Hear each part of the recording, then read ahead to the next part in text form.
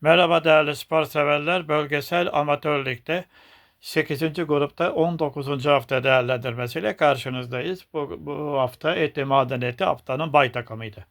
İzmir Güzeltepe 3, Balıkesir Büyükşehir Belediye 0, bu maç hükmen. Balıkesir ligden çekildi. 1966 Edremit 1, Ödemiş 0, ikişer kırmızı kart çıktı bu maçta.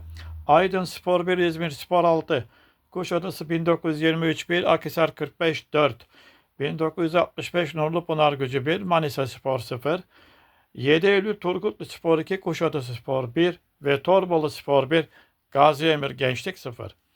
Bu sonuçlardan sonra Gaziemir Gençlik 38 puanla lider. İkinci 1965 Nurlupınar Gücü 37, üçüncü Eti Maden Eti 33, dördüncü Akhisar 45 31 ve son 5. 1966 Edremit 30 puan. Son 4 takım Kuşadası 16, Kuşadası 1923 10, Aydınspor 7, Balıkesir ligden ihraç düştü. Bizi izlemeye devam edin efendim.